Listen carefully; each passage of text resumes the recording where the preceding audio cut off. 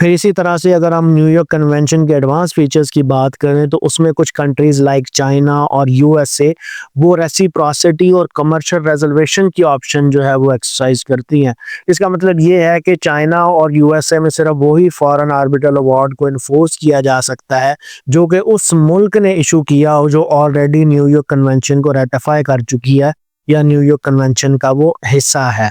So therefore जब भी आप आर्बिट्रेशन क्लॉज ड्राफ्ट कर रहे हो और आपने सीट चूज करनी हो तो आपके जहन में ये चीज़ ज़रूर होनी चाहिए कि जो सीट हम चूज कर रहे हैं वो ऑलरेडी न्यूयॉर्क कन्वेंशन को रेटिफाई कर चुका है वो मुल्क, या अभी उसने नहीं किया। अगर नहीं किया तो फिर इन्फोर्समेंट के टाइम पर आपके लिए मुश्किलात हो सकती हैं। तो ओवरऑल अगर देखा जाए तो न्यूयॉर्क कन्वेंशन ने एक आर्बिट्रल लीगल ऑर्डर क्रिएट किया है, कुज़ाई जुडिशल सिस्टम मुतारिफ करा दिया है कि जिसकी वजह से जो अवार्ड्स हैं उनको डोमेस्टिक कोर्ट्स की जजमेंट के बराबर स्टेटस मिल गया है। लेकिन फिर भी अभी कुछ चैलेंजेस है कि जिनका सोल्यूशन अभी बाकी है। मिसाल के तौर पे जो पब्लिक पॉलिसी की एक्सेप्शन है उससे बहुत ज़्यादा फ्रीक्वेंटली यूज़ किया जाता है अवार्ड को इन्फोर्स करने से रोकने के लिए।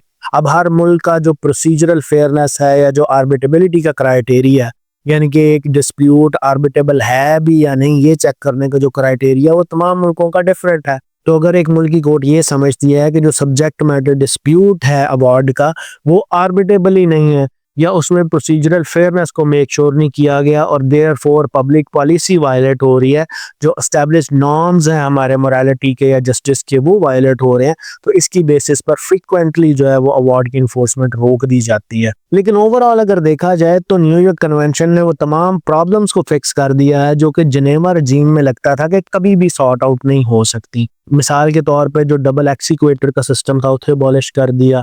फिर इसी तरह से जो रिफ्यूज़ल के ग्राउंड्स थे उन्हें नैरो कर दिया बहुत ज़्यादा, और कोर्ट्स के लिए एक प्रो इन्फोर्समेंट बायस क्रिएट कर दिया कि उनकी प्रायोरिटी बन गई कि उन्होंने अवार्ड को हर हाल में इन्फोर्स करना ही करना है अनलेस पार्टीज जो रिफ्यूज़ल के ग्राउंड्स हैं उनको साबित कर दें।